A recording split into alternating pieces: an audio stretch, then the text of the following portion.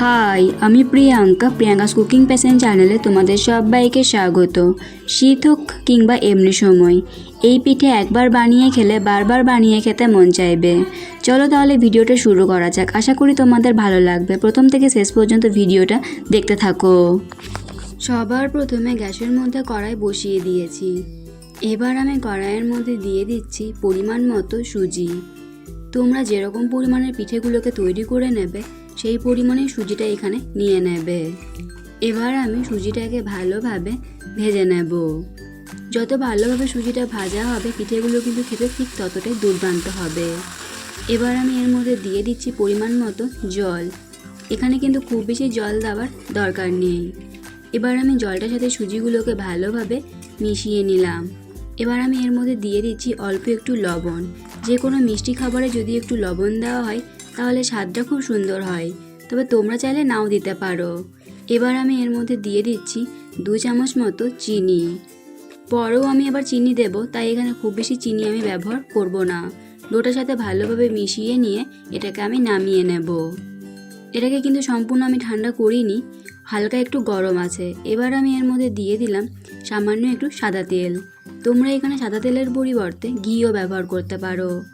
এবার আমি সব কিছুকে ভালোভাবে মিশিয়ে নিয়ে ডোটাকে ভালোভাবে মেখে নিয়ে তৈরি করে নিলাম। এবার আমি ডোটা থেকে এইভাবে ছোট ছোট লেচি নিয়ে এইভাবে লম্বা করে প্রথমে তৈরি করে নেব। এইটাকে কিন্তু খুব বেশি মোটা বা খুব বেশি পাতলা করে তৈরি করতে যাবে না, তাহলে কিন্তু পরে ভেঙে যেতে পারে। তাই একটু মিডিয়াম সাইজ করে এই পিঠেগুলোকে তৈরি করে নিতে হবে। আমি এইভাবেই পিঠের ডিজাইনগুলোকে দিয়ে দিচ্ছি। আশা করি তোমাদের বুঝতে কোনো অসুবিধা হচ্ছে না আমি পিঠের ডিজাইনটাকে ঠিক কীভাবে বানিয়ে নিচ্ছি। এভাবেই আমি প্রথমে আবারও একটু লেচি নেওয়ার পর হাতের মধ্যে রেখে এইভাবে লম্বা করে নিলাম।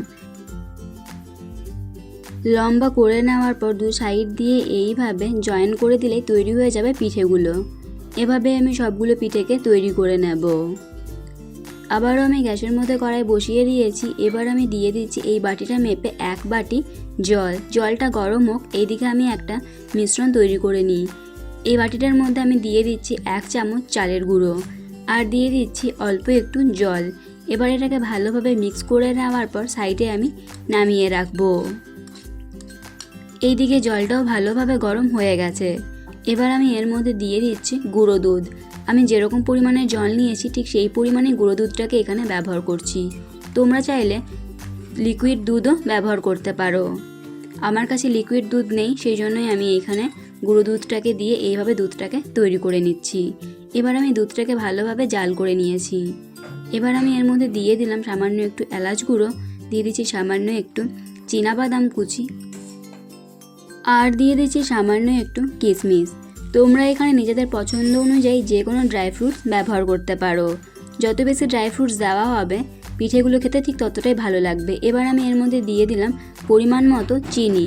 তোমরা এখানে চিনির পরিবর্তে গুড়ও ব্যবহার করতে পারো। তোমরা যেরকম পরিমাণের মিষ্টি খেতে পছন্দ করবে সেই পরিমাণেই কিন্তু চিনিটাকে বাড়িয়ে বা কমিয়ে নিতে পারো। এবার আমি আগে থেকে যে চালের গুঁড়ির মিশ্রণটাকে তৈরি করে রেখেছিলাম সেই মিশ্রণটাকে এখানে দিয়ে দিলাম। এবার গ্যাসের ফ্লেমটাকে মিডিয়ামে রেখে খুব হালকা হাতে নাড়াচাড়া করে সব কিছুকে ভালোভাবে মিশিয়ে নিতে হবে। সব কিছুকে ভালোভাবে মিশিয়ে নেওয়ার পর এবার আমি এক এক করে আগে থেকে বানিয়ে রাখা পিঠেগুলোকে এর মধ্যে দিয়ে দিচ্ছি। খুব সাবধানে কিন্তু পিঠেগুলোকে দিতে হবে, নয়তো পিঠেগুলো ভেঙে যেতে পারে। সুজি যেহেতু নরম হয় তাই পিঠেগুলোকে দেওয়ার পর খুব হালকা হাতে এটাকে নাড়াচাড়া করতে হবে। খুব বেশিক্ষণ কিন্তু এটাকে নাড়াচাড়া করা যাবে না, একটু সময় ধরে ধরে এটাকে নাড়াচাড়া করে নিতে হবে। এর থেকে বেশি আমি আর ঘন করব না। তৈরি হয়ে গেল দুর্দান্ত স্বাদের এই পিঠেটা।